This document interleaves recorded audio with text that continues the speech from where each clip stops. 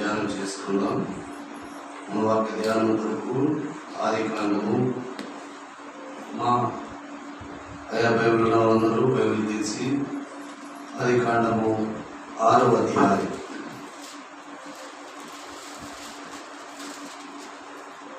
9వ వచనం. ఆదికాండము 6వ అధ్యాయము 9వ వచనం. నోవాహు వంశావళి ఇదే. నోవాహు నీతిపరుడును తన తరములు నిందారహితుడునై ఉండెను. నోవాహు దేవునితో కూడా నడిచినవాడు. అలాగే ఆదికాండంలోని 5వ అధ్యాయం 24వ వచనం. 24వ వచనం. హనోకు దేవునితో నడిచిన తర్వాత దేవుడు అతని తీసుకొని పోయెను కనుక అతడు లేకపోయెను. చిన్న ప్రార్థన చేస్తామా? అందరూ వారి కళ్ళు మూసుకొని ప్రార్థనలోకి పిలిచారు. మహాపరిశుద్ధుడా, చదవబడిన వాక్య భాగాన్ని బట్టి ఎంతగానో స్తుతిస్తూ ఉన్నాం. వాక్యం మీది, మీరు వాక్యమై ఉన్న దేవుడయ్యా. మీ వాక్యం ద్వారా మాతో మాట్లాడండి. మీ వాక్యం వెలుగులోనికి, మీ వాక్యం సారూప్యతలోనికి నన్ను మమ్మల్ని నడిపించండి. మీ వాక్యం జీవములది, మీ వాక్యం ఆరోగ్యం ఇచ్చినది, మీ వాక్యము సర్వసత్యములోనికి నడిపించది, మీ వాక్యము మిమ్మల్ని చూపించేది, మీ వాక్యము పరలోకపు మార్గమును తెలియజేసేది. ఇది శ్రేష్టమైన వాక్యము మేము వింటుండగా విడుదల మనస్సు గ్రహింపగల హృదయం మాకు దయచేయమని, వినవారందరి హృదయంలో ఈ వాక్యములను నీరు కట్టి ఫలింపచేయమని, నిలబడిన దాసునితోనూ చేరవచ్చిన మీ ప్రజలందరితోనూ మీరే మాట్లాడమని బోధకులకు బోధకుడము యేసు ప్రభువు శ్రేష్ఠ నామమున ప్రార్థించి బోధించుకొనుచున్నాము తండ్రి. ఆమేన్. చదువుకున్న వాక్య భాగంలో 2 భక్తులను గురించి మనం చదువుకున్నాం. ఎంతమంది? 2 భక్తులు. ఒక ఆయన భక్తుడకు నోవాహు, ఒక ఆయన భక్తుడకు హనోకు. వీరిద్దరూ ఎవరితో నడిచారంట? ఎవరితో నడిచారంట? మరోసారి చదవండి. నేను చెప్పలే కాబట్టి చదవాలి. ఆదికాండం 5వ అధ్యాయం 24వ వచనం. హనోకు దేవునితో నడిచిన తరువాత దేవుడు అతన్ని తీసుకొని పోయెను. 6వ అధ్యాయం 9వ వచనం. నోవాహు వంశావళి ఇదే. నోవాహు నీతిపరుడును తన తరములో నిందారహితుడునై ఉండెను.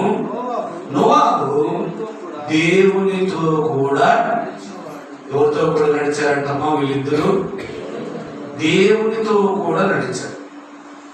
ఆ మాట ఒక్కటే వీరిద్దరి గురించి రాయబడింది. కానీ ఇక ఏ విషయం గురించి వారు దేవునితో నడిచారంటే ఎట్లా నడిచారు, ఏ విధంగా నడిచారు, వారి ప్రవర్తన ఏంటి, వారి మార్గం ఏంటి, వారు ఎలాగో జీవించారు, వారి కుటుంబ జీవితం ఏంటి, వారి వ్యక్తిగత జీవితం ఏంటి అనేది బైబిల్ గ్రంథంలో రాయబడి ఉండలేదు. కానీ ప్రభు నాకు బయలుపరిచిన కొన్ని సంగతులను నేను మీతో పంచుకున్నటకు ఎంతో ఇష్టపడతా ఉన్నాను. దేవుడితో నడుచుట అనగా ఏంటి?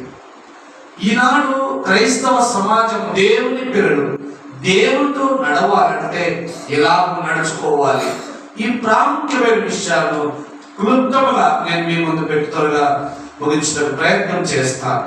కనుక బైబిల్ గ్రంథంలో నుండి హనోకు దేవునితో ఎలా నడిచాడు, నోవాహు దేవునితో ఎలా నడిచాడు, దేవునితో నడుచుట అంటే ఎలా నడవచ్చు, అసలు దాని యొక్క ఆంతర్యం ఏమిటి అనే విషయాలు, వారి జీవిత వృత్తాంతాన్ని మనం చదువుకొని ఉంటే మనకు బాగా అర్థమైంది. కానీ వారి గురించి ఎక్కువగా అభిప్రాయపడలేదు. వారు దేవునితో నడిచిని అన్న మాట మాత్రమే రాసి పెట్టారు. కనుక వారు ఎలాగూ దేవునితో నడిచారు, ఏ క్రియల వలన నేడు మనము దేవునితో నడుస్తున్నామని మనము గుర్తించవచ్చు లేదా తెలుసుకోవచ్చు అనే కొన్ని విషయాలు మరి దేవుని ప్రజలు రాసినటువంటి గ్రంథాల నుండి మనం కూడా తెలుసుకుందాం. అదే అది మాత్రమే కాదు, దేవుని పిల్లలు అనేక మంది దేవుడిలా ఉన్నాడు కనుక మీరును ఇలా ఉండుడి అని చెప్తూ చాలా సంగతులు చెప్పారు. ఎఫెసీయులకు రాసిన పత్రిక 2వ అధ్యాయంలో ఒక మాట రాయబడి ఉంటుంది, క్రీస్తు యేసునకు కలిగిన ఈ మనస్సు మీరును కలిగి ఉండుడి. క్రీస్తు యేసునకు కలిగిన మనస్సు మనము కలిగి ఉండుడి. కాబట్టి దేవునితో నడుస్తున్నాం, దేవునితో ఉన్నామంటే ఏ మనసు ఉండాలి మనకి? దేవునికి ఉన్న మనస్సు మనం కూడా ఉండాలి.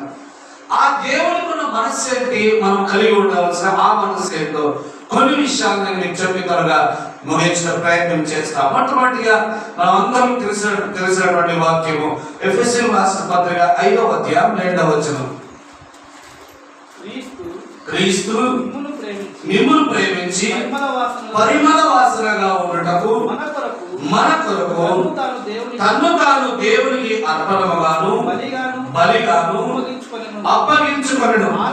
అలాగునే మీరును ఎట్లా నడుచుకోండి? ప్రేమ కలిగి నడుచుకోండి. ఎందుకు? క్రీస్తు మనల్ని ప్రేమించి ఆయన మనల్ని ఏం చేశాడంట? ప్రేమించాడు. ఇప్పుడు ఎఫెసీయులకు రాసిన పత్రికలో మనం చదువుకున్నాం, క్రీస్తు యేసులో కలిగిన మనస్సు మీరును కలిగి ఉండుడి అని ఎఫెసీయులకు రాసిన పౌలు అన్నాడు 2వ అధ్యాయం. 5వ అధ్యాయంలో ఏమంటున్నాడు? క్రీస్తు మిమ్మల్ని ప్రేమించి పరిమళ వాసనగా ఉండటకు దేవునికి తను తాను అర్పణగాను బలిగాను అప్పగించగలడు కనుక మీరును ఏం కలిగి అమ్మా ప్రేమ కలిగి నడుచుకోవాలి. దేని యందు ప్రేమ? ప్రేమ అంటే చాలా రకాలైన ప్రేమలు లోకంలో ఉన్నాయి. అన్నిటినీ వివరించే చెప్ప సమయం చాలు. ప్రేమ కలిగి నడుచుకోండి. దేవుని ప్రేమించే మనసు కలిగి ఉండాలి. మన కుటుంబాన్ని ప్రేమించే మనసు కలిగి ఉండాలి. ఎఫెసీయులకు రాసిన పత్రిక 5వ అధ్యాయంలోనే అపోస్తలుడైన పౌలు అంటాడు, పురుషులారా అటువలనే పురుషులారా మీ సొంత భార్యలను ప్రేమించుడి అని ఉంటుంది. మీ సొంత భార్యలను ప్రేమించుడి. అటువలే స్త్రీలు తమ భర్తలను ఏం చేయాలి? ప్రేమించాలి. ఇలాగూ ఒకరినొకరు ప్రేమించుకుంటూ ఒకరినొకరు మంచి సహవాసము కలిగి ఉన్నందు చేత ఆ కుటుంబము చాలా చక్కగా దేవునిలో ఎదుగుటకు అవకాశం ఉంటుంది. కాబట్టి మీరును క్రీస్తు మిమ్మల్ని ప్రేమించి పరిమళ వాసనగా ఉండటం, ఆయన తను తాను దేవునికి అర్పణగా బలిగా అప్పగించమన్నాడు కనుక మీరును ఒకరినొకడు ఏం చేసుకోండి? ప్రేమించుడి. ప్రేమతో నడుచుకోండి. ఎట్లా నడుచుకోవాలంట? ప్రేమ. నేను మీకు ఏది చేయాలన్నా, నేను మిమ్మల్ని దర్శించాలన్నా, ప్రార్థన చేయాలన్నా, ఇంకొకటి చేయాలన్నా ఏ విధంగా చేయాలి? ప్రేమతో చేయాలి. మీరు నన్ను ప్రేమించాలన్నా, మీరు నా కొరకు ఏదైనా చేయాలన్నా, మీరు నా కొరకు ఏదైనా ఇయ్యాలన్నా, ఏం జరిగించాలన్నా కూడా మీకు కూడా ఏముండాలి? మీకు అవసరం లేదా? నాకు మాత్రమే ఉండాలన్నా?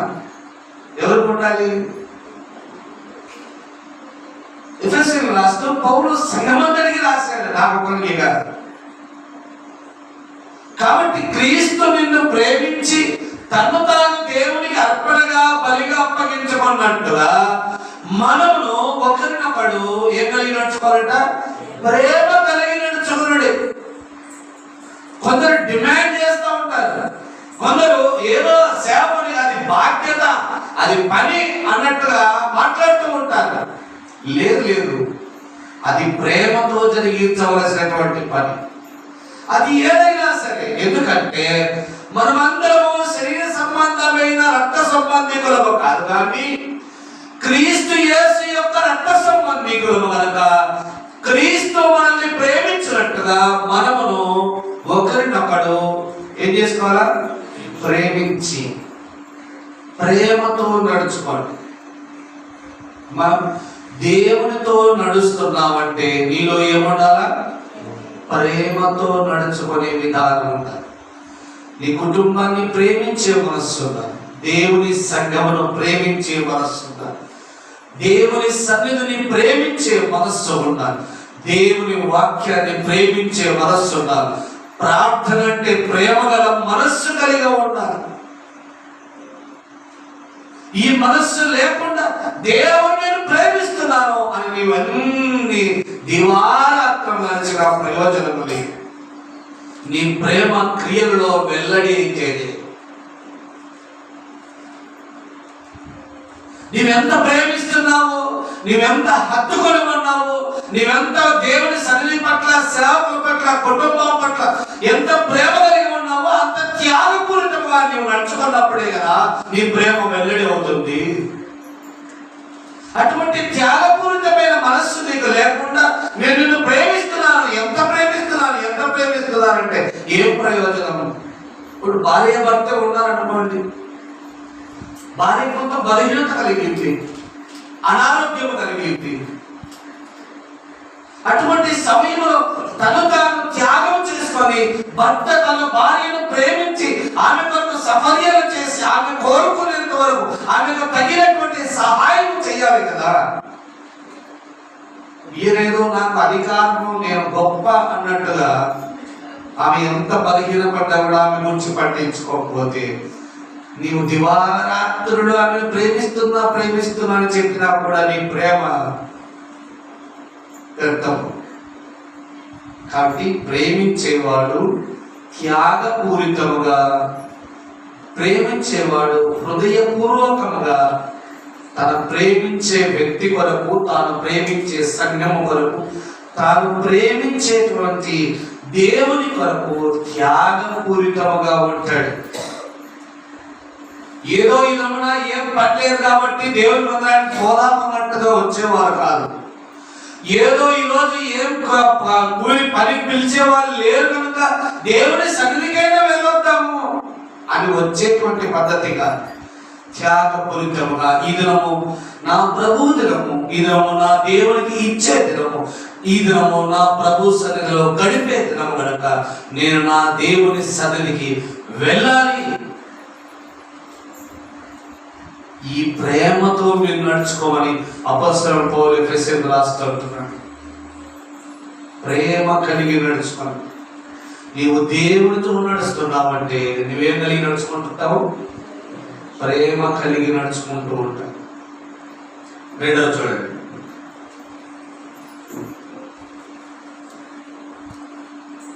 ఐదవ అధ్యాయంలోని ఎఫెసీయులకు రాసిన పత్రిక, ఎఫెసీయులకు రాసిన పత్రికలోనే 5వ అధ్యాయంలోనే 15వ వచనం ఒకసారి చదవండి.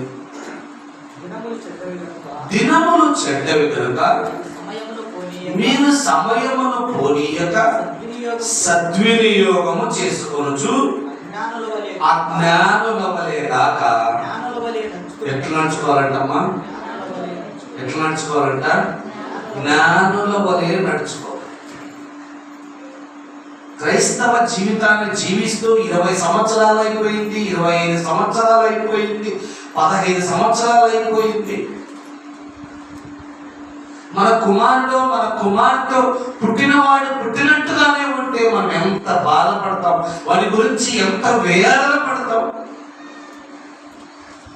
ఇంత జీవితము, ఇంత కాలము దేవుని వాక్యము విని, దేవుని సన్నిధిలో గడిపి, పాటలు విని, అనేక విధాలుగా మన దేవుని సన్నిధిలో గడిపి, ఎంతో మంది బోధకుల చేత హెచ్చరింపబడి, బోధింపబడి, ఈనాటికి కూడా నాకు తెలియదు, ఏం లేదు, నాకు తెలియదు, ఏం ప్రయోజనం లేదు. బుద్ధి కలిగినటువంటి వారు, బుద్ధి లేని వారు అని ఒక 10 మంది కన్యకలు పెళ్లి కుమారుని ఎదుర్కొన్నట్టు వెళ్ళారు. ఏం చేశారు బుద్ధి గలవారు? బుద్ధి గల వారు తమతో కూడా నూనె తీసుకొని వెళ్ళారు. బుద్ధి లేని వారు తమతో కూడా ఏం తీసుకొని పోలే. పెళ్లి కుమారుడు వచ్చాడు, ఆలస్యం అయిపోతా ఉంది. ఇదిగో తమతో కూడా నూనె తెచ్చుకున్న వారు సిద్ధపరిచి తమ డ్యూటీలు వెలిగించి పెళ్లి కుమారుడితో కూడా పెళ్లి విలువలో ప్రవేశించారు. బుద్ధి లేని వారు ఏమైపోయారమ్మా? నాకు తెలియదంటే ఏం ప్రయోజనం లేదు. ప్రభు ఎప్పుడు వచ్చునో నీకు తెలియదు కనుక దినములను బట్టి కాలములను బట్టి చూచుచుండగా దినములు చెడ్డవి కనుక సమయమును పోనీయక ఏం చేసుకోవాలా? సద్వినియోగము చేసుకుంటూ అజ్ఞానుల వలె గాక ఎట్లా? జ్ఞానుల వలె నడుచుకోవాలి. జ్ఞానయుక్తంగా నడుచుకోవాలమ్మా. ఏది నాకు తెలియదు, అయ్యో నాకు తెలియదు, అయ్యో నాకు చదువచ్చా, అయ్యో నాకు ఏమొచ్చు చెప్పడానికి వీల్లేదు. నేటికి క్రైస్తవ జీవితం 10-15 సంవత్సరాలు 20 సంవత్సరాలు జీవించి ప్రార్థన రాకపోతే ఏ సమయాన్ని ఏ సందర్భంలో ఎలాగో ప్రార్థన చెయ్యాలో, ఎలాగో నడుచుకోవాలో, ఎలాగో జీవించాలో నీవు ఎరగకపోతే ఏ ప్రయోజనం? 20 సంవత్సరాలు క్రైస్తవ జీవితం కలిగి ఉంటారు. కాబట్టి జ్ఞానుల వలె నడుచుకోండి. రాబో దినములో బహు చెడ్డ దినములు రాబోతా ఉంటాయి. ఏ దినమున ఏ కార్యాలు జరుగుతాయో, ఏ దినమున అపవాది మనల్ని ఏమి చేస్తాడో, ఎవరిని మృంగున్నాడు వాడు గర్జించు సింహం వలె త్రివలాడుతూ ఉన్నాడు కనుక మనము సమయాన్ని పోనీయకుండా దేవుని వాక్యము దివారాత్రము దాన్ని ధ్యానిస్తూ దాన్ని నేర్చుకుంటూ దేవుని వాక్య వెలుగులోనికి, దేవుని వాక్య సారూప్యతలోనికి మనం నడుచుకొని దేవుని వాక్యాన్ని మన హృదయంలో భద్రపరచుకొని అజ్ఞానుల వలె కాకుండా జ్ఞానుల వలె నడుచుకోవాలి. జ్ఞానులు అంటే ఎవరు? బాగా చదువుకున్న వాళ్ళే జ్ఞానుడు కాదు. చదువు రాని వారిలో కూడా జ్ఞానం ఉంది. బాగా మరి విద్య అభ్యసించినటువంటి వారు, ఉన్నత చదువులు చదివిన వారే జ్ఞానవంతులు కాదు. కొద్దిపాటి చదువు చదివిన వారికి కూడా తగిన జ్ఞానం ఉంది. కాబట్టి గమనించండి, మీరు అజ్ఞానుల వలె గాక జ్ఞానుల వలె నడుచుకునండి. హనోకు భక్తుడు నోవాహు దేవుడితో నడిచారంటే ఏం కలిగి నడుచుకున్నారు? వాళ్ళు ప్రేమ కలిగి నడుచుకున్నారు. రెండవది జ్ఞానంతో నడుచుకున్నారు. జ్ఞానంతో నడుచుకున్నారు. ఒకసారి నోవాహు జీవితాన్ని చూడండి. లోకపు పాపాన్ని దేవుడే భరించలేకుండా ఉన్నాడు. అయ్యో మానవులు చేసినందుకు నేను సంతాపపడుతున్నాను, దుఃఖపడ్డాడు దేవుడు. అటువంటి భయంకరమైన పాపపు లోకములో జీవించుతున్నప్పటికీ తాను ఎట్లున్నాడంటమ్మా? తన తరములో నిందారహితుడును ఎట్లున్నాడంట? తన తరములో నిందారహితుడును నీతిమంతుడునై ఉండి దేవునితో కూడా ఎంత జ్ఞానయుక్తంగా నడుచుకున్నాడమ్మా, ఎంత తెలివిగా నడుచుకున్నాడు.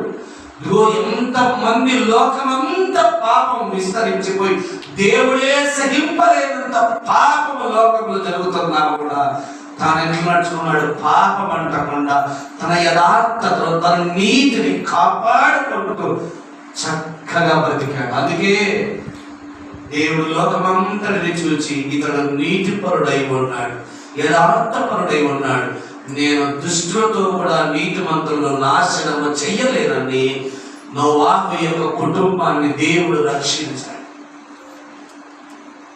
నువ్వు ఇంటి జ్ఞానంతో నడుచుకుంటున్నావా? ఇంటి తెలివితో నడుచుకుంటున్నావా? లోకంతో కలిసిపోయి బ్రతుకుతూ ఉన్నామా? మనల్ని మనం పరిశీలన చేసుకుందాం. మూడవ జ్ఞాపకం చేసుకుందాం. మూడవ రోమిలకు రాసిన పత్రిక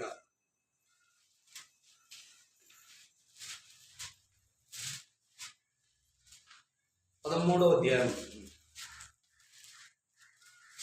రోమిలకు రాసిన పత్రిక 13వ అధ్యాయం 13వ వచనం. అల్లరితో కూడిన ఆటపాటలను మత్తైనను లేకయు కామ విలాసములైనను పోకిరి చేష్టలైనను లేకయు కలహమైనను మత్సరమైనను లేకయు పగటి యందు నడుచుకున్నట్టు ఎట్లా నడుచుకున్నావమ్మా? పగటి యందు ఎట్లుంటదంటయా? తాగబోతూ కూడా పగటి యందు ఎట్లుంటాడు? ఎంత మంచోడో అన్నట్టు ఉంటాడు. రాత్రి అయితే కనబడుతుంది ఆ కథ.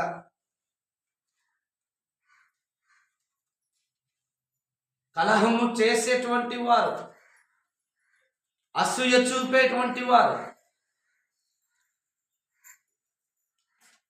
కొందరు ఎంత భక్తిపరుల మాదిరి, ఎంత నీతిపరుల మాదిరి పగలు కనబడతారో, రాత్రి వారి దేహం నిండా మత్సరము, పగ, రాగద్వేషాలు కనబడతా ఉంటాయి. ఇలాంటి వారు కాకుండానట్లుగా పగటిలో నడుచుకున్న వారి వలె ఎట్లా నడుచుకోవాలంట? మర్యాదగా నడుచుకోవాలి. పగలు ఎంత మర్యాదగా ఉంటారు. పగలు లోకమంతా ఇంత స్వచ్ఛంగా ఉంది అన్నట్టుగా ఉంటుంది. నేను చాలా ప్రయాణాలు రాత్రిపూట్లు కూడా చేశాను కనుక చాలా విషయాలు రాత్రిపూట జరిగేటువంటి పాపపు కార్యాలు ఎన్నో చూశాను.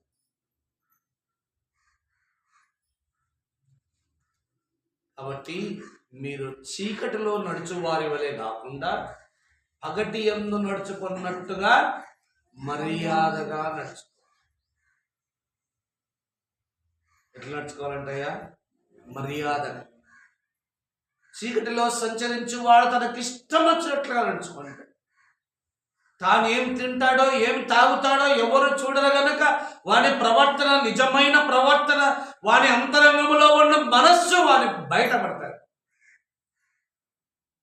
మీరు అలా కాకుండా పగటిలో సమస్త జనులు పగటిలో మర్యాదగా నడుచుకున్నట్టుగా మీ జీవిత కాలం అంతా ఎట్లున్నారట? మర్యాదగా నడుచుకోవాలి. మర్యాదే లేదు వాళ్ళకి, అసలు మర్యాదగా మాట్లాడడమే రాదు అని అంటూ ఉంటారు చాలా మంది. అల్లరితో కూడిన ఆటపాటలను, మత్తైనను, కామ విలాసములైనను, పోకిరి చేష్టలైనను, కలహమైనను, మత్సరమైనను లేకయో పగటి యందు నడుచుకున్నట్టుగా మర్యాదగా. పై తెలపబడిన అసహ్య కార్యములన్నీ ఎప్పుడు జరుగుతాయమ్మా? అయ్యా ఎప్పుడు జరుగుతాయి? చీకటిలో. కాబట్టి మీరు చీకటిలో నడుచుకుని వారి వలె కాకుండా పగటిలో నడుచుకుని మర్యాదగా, క్రమముగా, పద్ధతిగా, దైవ క్రమము కలిగి, దైవ పద్ధతి కలిగి, దైవ జ్ఞానము కలిగి నడుచుకోవాలనని ప్రభు మిమ్మల్ని ప్రేమించి ఈ సంగతులను తెలియజేస్తా ఉన్నా. నాలుగోది చూసుకుందాం. మొదటి తెస్సలోనికీయులకు రాసిన పత్రిక 2వ అధ్యాయం. తెస్సలోనికీయులకు రాసిన 2వ పత్రిక 2వ అధ్యాయం.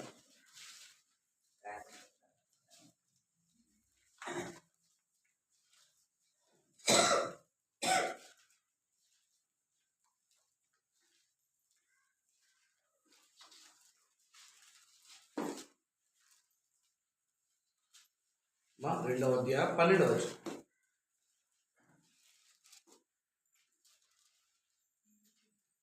పదకొండు 12 రెండు కలిసి ఉన్నాయి. తన రాజ్యమునకును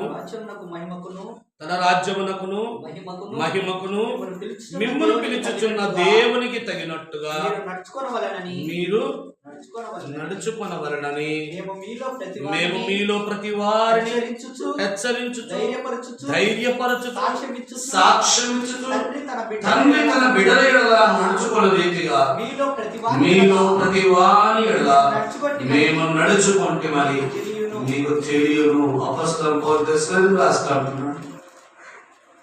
ఎట్లా నడుచుకోవాలంటే మొట్టమొదటి మనం చదవండి. తన రాజ్యమునకును మహిమకును మిమ్మును పిలిచిన దేవునికి తగినట్లుగా మీరు, ఎవరికి తగినట్లుగా? దేవునికి తగినట్లుగా.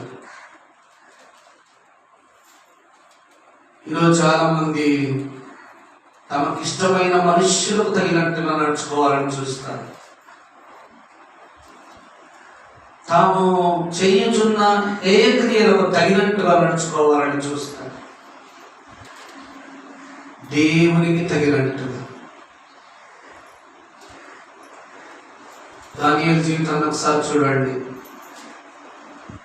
దానియేలుకు నెబుకద్నెజరు రాజు బబులోను దేశాన్ని పట్టుకొని పోయి, వీరు చురుకైన వాళ్ళు, మంచి యవనస్తులు, అందంగా ఉన్నారు వీళ్ళు, కాబట్టి వీళ్ళు నా సంస్థానంలో పని పెట్టమని వాళ్ళు పెట్టుకోవాలి. ఏమన్నాడు తెలుసా?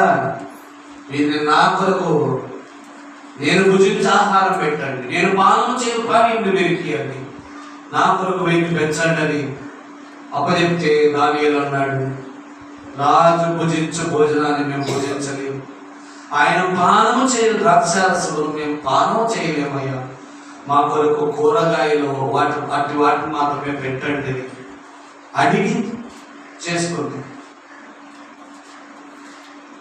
కాబట్టి మనం కూడా దేవునికి తగినట్టు, ఎవరికి తగినట్టుగా? దేవునికి తగినట్టు. దానియేలు జీవితాన్ని చూస్తే ఇంకా చాలా విషయాలు ఉన్నాయి. తాను నిందారహితుడును పాపరహితుడునై ఉండటం ఓర్వలేని వాడు, ఇతని మీద నేరం ఏదైనా మోపబడినని కాచుకొని చూశారు. నేరం మోపలేక ఒక దుష్ట శాస్త్రాన్ని తీసుకొచ్చారు. దానిలో కూడా దానియేలును వారు పట్టుకోలేకపోయారు. దేవునికి తగినట్టుగా వారు ఎవరు ఎన్ననుకుంటున్నారు, ఏమనుకుంటున్నారు నీకు అవసరం లేదు, నీవు దేవునికి తగినట్టుగా నీ జీవితాన్ని. కొంతమంది లోకస్తులు హేళన చేస్తావు, మా వచ్చే మా భక్తురాలు, అయా వచ్చే మా భక్తుడు అని అంటూ ఉంటారు. పర్వాలేదు, నీ జీవితం దేవునికి తగినట్టుగా మనసు, దేవునికి తగిన విధముగా నడుచుటకు ప్రయత్నం చేయి. కొరింథీయులకు రాసిన పౌలు అంటారు, మీరేమి చేసినను తిరిగినను త్రాగినను ప్రభువు మహిమ కొరకే చేయుడి అని అంటారు. ఆఖరిది నేను చూపించి నేను ముగించేస్తాను. యోహాను రాసిన 3వ పత్రిక, భక్తుడు యోహాను రాసిన 3వ పత్రిక.